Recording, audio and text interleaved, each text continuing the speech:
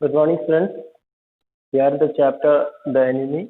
We saw in the last day how the enemy came there and Saddam operated him. But just in the operation when we stopped the last day, so it's telling it is not quite at the kidney, my friend. So bullet kidney के बिल्कुल नहीं लेगा, वो बिल्कुल kidney के पास है, ऐसे बोला सदाव. इट वॉज हैव वो सदाव का एक हैबिट है, जब भी ऑपरेशन करेगा तो वो पेशेंट से वो बात करते हैं और वो फ्रेंड बोल के बात करते हैं. तो इसमें अभी का ये मेन चीज ये रिडिकुलस थिंग ये है कि though he is talking to the patient as friend, is actually his enemy. ठीक है. Then quickly with the cleanest and most precise of incisors, बहुत केयरफुली उन्होंने अपने इंस्ट्रूमेंट से वो बुलेट को बाहर निकाला. निकालते समय दर्द के मारे वो पेशेंट और आवाज कर रहे थे और अनकॉन्शियस स्टेट में भी, और वो कुछ इंग्लिश वर्ड बोल रहे थे. गट ही मटर्ड, मेरा बॉडी को लगा, ऐसा बोला. सराव हना क्राइड शार्पली, सराव से सना को तुम चुप रहो. The man sank again into silence so profound that Sadav took his breath. तो वो आदमी वापस बेहोश हो गया था. सराव ने उसका वृत्त देखा, उनको टच करने वो हेट कर रहे थे, फिर भी उनको टच किया.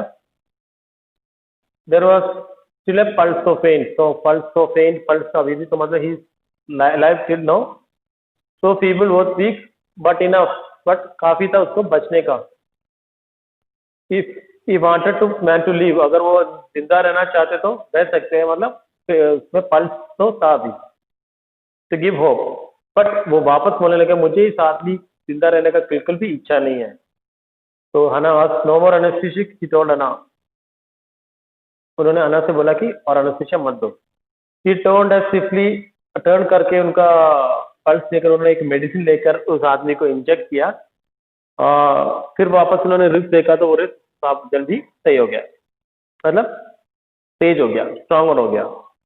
और वो बोला, सराव बोलने लगे खुद ही, कुछ भी हो यह आदमी किसी भी हालत में जिंदा रहेगा. और यंग मैन उठ गया, तो वीक, मतलब वो कॉन्शियस हो गया वो, कि इस ब्लू साइज तो टेरिफाइड व्हेन ही परसीव्ड, वो जब उनको पता लगे वो कहाँ है, वो घबरा गया. तो उनकी आंखों में वो घबराहट दिख रहे थे.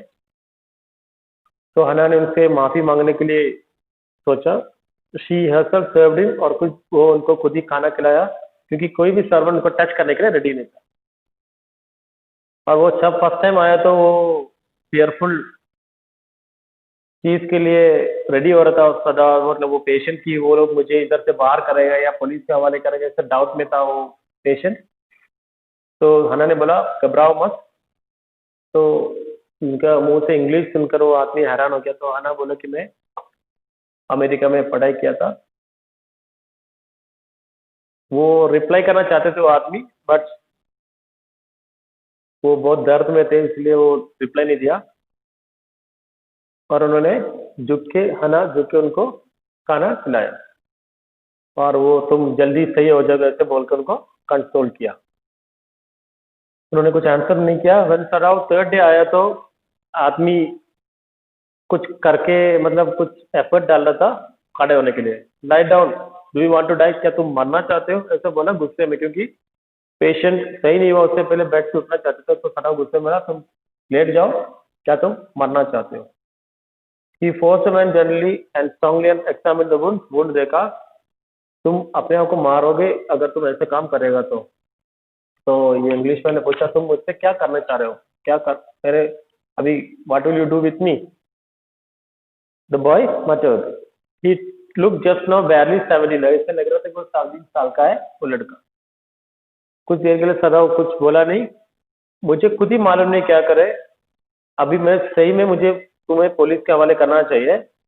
तुम एक प्रिजनर ऑफ वार हो, बट ये मत बोलना कि ऐसा नहीं है. मुझे कुछ मत बोलो जब तक मैं पूछे, कुछ तुम्हारे मुंह से कुछ सुनने की जरूरत नहीं है मुझे, पर मुझे मालूम है तुम कौन हो. और कुछ देर के लिए आपस में देखा, और पर बाहर सना उनके वेट, सॉरी हना उनके वेट कर रहे थे. He saw at once that she was in trouble. तो हना का चेहरा देखकर सदाव को लगा कि कुछ ट्रबल है.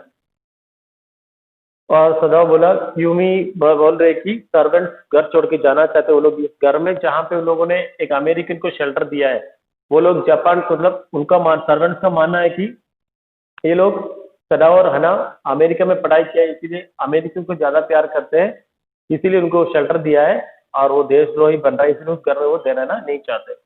तो सदाव बोला ये सही नहीं है। तो हना बोला हम पढ़े लिखे, हम तो समझ सकते हैं, बट सर्वेंट समझते नहीं है। तो और कुछ बोलो, कुछ बोला नहीं, और ऐसे कुछ दिनों तक घर में काम ऐसे चलता गया। सर्वेंट काम तो करते थे, अपने मास्टर के प्रति उनका अपना क्या बोलते हैं आदर तो थे, बट वो लोग बहुत वाचफुल हो रहे थे क्या क्या कर रहा है अपना मास्टर। और वो लोग खुद ही बोला कि मास्टर क्या करना चाहिए, वो अपने आप को बड़ा डॉक्टर समझते इसीलिए इस पेशेंट को बचाया है, वो सही में इसको पुलिस के हवाले करना चाहिए, इसको बचाना नहीं चाहिए, ऐसा बोला लोगों ने। जब वो आदमी बिल्कुल मरने वाला था तो उसको बचाया क्यों, ऐसे पूछा सर्वेंट से। तो सर्वेंट का उस कम सोच में वो लोग ऐसे ही सोच सकते हैं। तो ये बोल रहे हैं कि हमारा मास्टर इतना प्राउड है अपने आप पे, किसी का भी जान बचाएगा वो। बट वो लोग यूमी का कंसर्न ये है कि हम बच्चों के बारे में सोचना चाहिए, क्योंकि अगर इन लोगों को देशद्रोही या गद्दारी किया इस मामले में अरेस्ट करते हैं तो लोग इन बच्चों का फ्यूचर भी अंधेरा में हो जाएगा। और वो लोग हना के कानों के को सुनाने के लायक ही बोला, उन्होंने हना से छुपाने की कोशिश नहीं किया, और हना भी सुन रहे थे वो लोग की बात क्या है, और हना को भी मालूम है कि वो लोग क्या बोल रहे हैं सही है, बट क्या करें अभी इस तरह कंडीशन में एक पेशेंट हमारे घर में है तो क्या करें। बट उनको भी मालूम है कि इस प्रिजनर के प्रति कोई दया नहीं उनका। She understood that it was not sentiment liking of the prisoner को पसंद करके नहीं कर रहे ये लोग। She had come to think of में से prisoner, she had not liked him even when yesterday, कल भी जब उनको देखा तो उनको बिल्कुल भी प्यार नहीं था उनके प्रति। तो वो खुद ही अपना नाम बताया, आपने कल जब मिला था तो उनका नाम है टॉम, और उन्होंने बिना कोई ज्यादा रिएक्शन के बो करके जापानीज स्टाइल में बो करके चला गया। और सदाव क्या है, हर दिन आकर पेशेंट का कंडीशन देखते हैं और उसका इम्प्रूवमेंट देखते हैं, और ग्लास का टांगे जो लगा था वो भी निकाला गया। And young man in a fortnight भी नियरली, और 2 हफ्ते में फोर्टनाइट में वो पक्का सही हो जाएगा ऐसा लगा सदाव को। और सदाव ने क्या किया, अपने ऑफिस में जाकर जो जो चीजें अभी तक हुआ उसका पूरा लेटर लिख के जनरल के लिए आर्मी का, क्योंकि कभी भी बीच में उनको पकड़ा गया तो शायद मौका नहीं मिलेगा सब कुछ बोलने के लिए, उन्होंने इसीलिए ये जिस दिन ये सदाव मतलब प्रिजनर आया, वारा प्रिजनर फरवरी को आया, कि पूरा फरवरी 21 को आने के बाद में जो भी चीजें हुआ सब कुछ उन्होंने लेटर में टाइप करके अपने शेल्फ में रखा।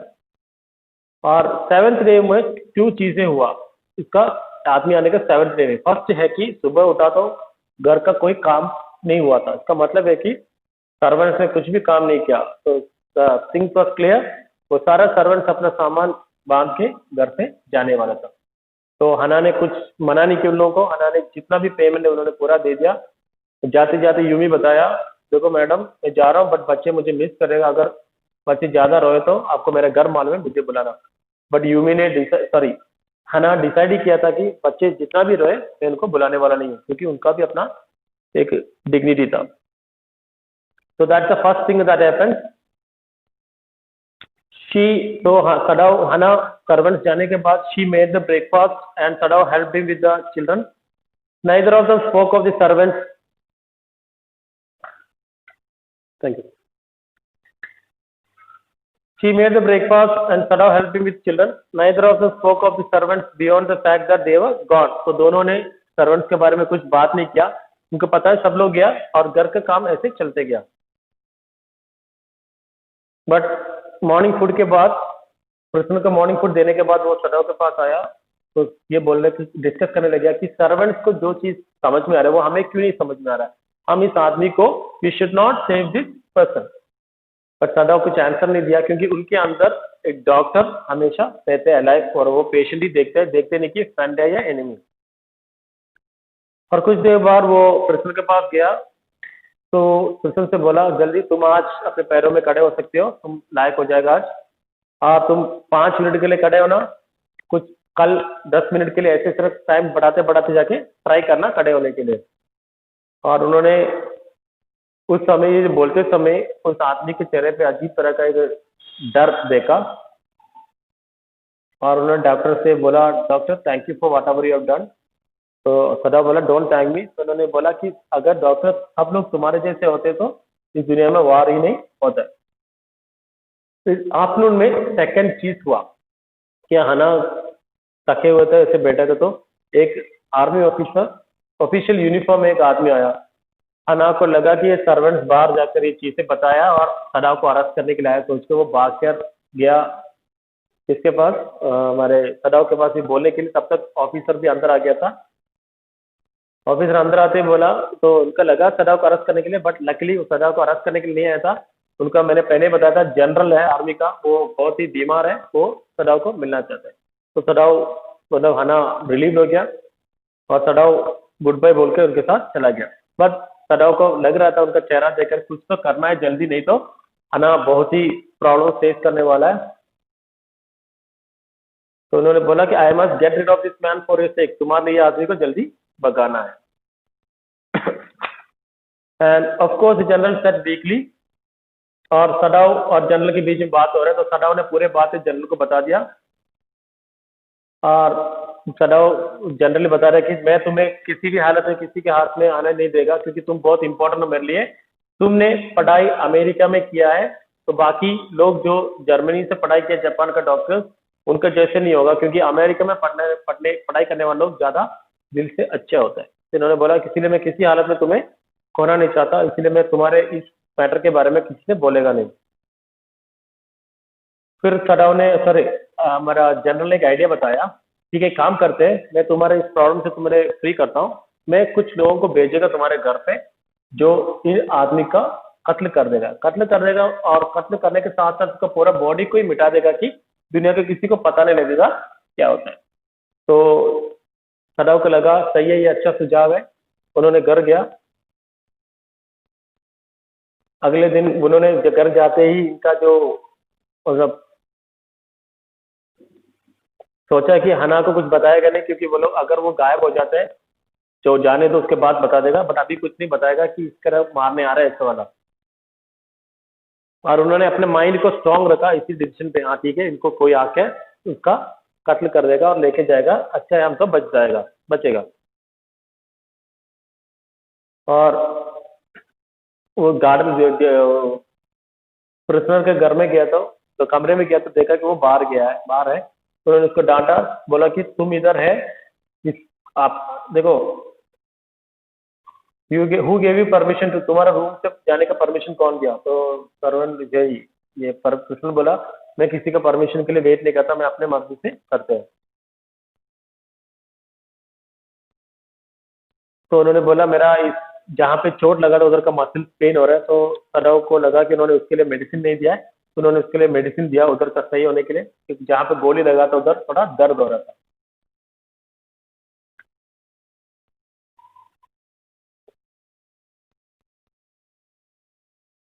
तो उन्होंने तो एक और बार सदाव से बोला, सदाव आप कितना अच्छे डॉक्टर हो, अगर आप नहीं होता तो मैं बचते नहीं है। तो सदाव ने बोला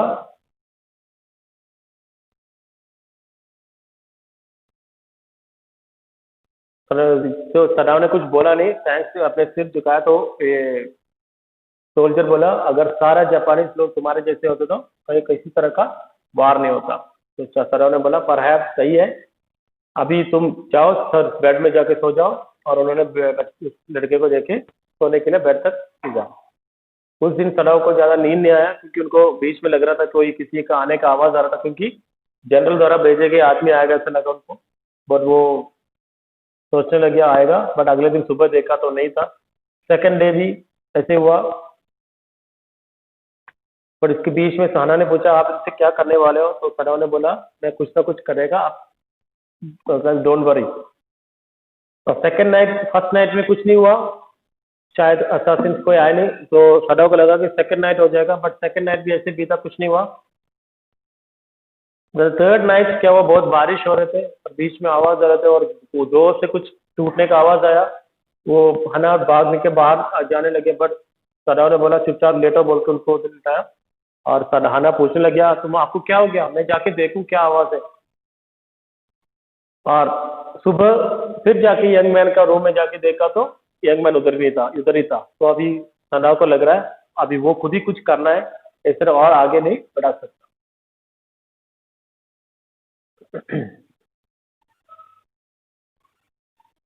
और उनको ये लगा कि ये स्ट्रेन, ये टेंशन और आगे नहीं बढ़ाएगा, कुछ करना है, तो उन्होंने क्या किया,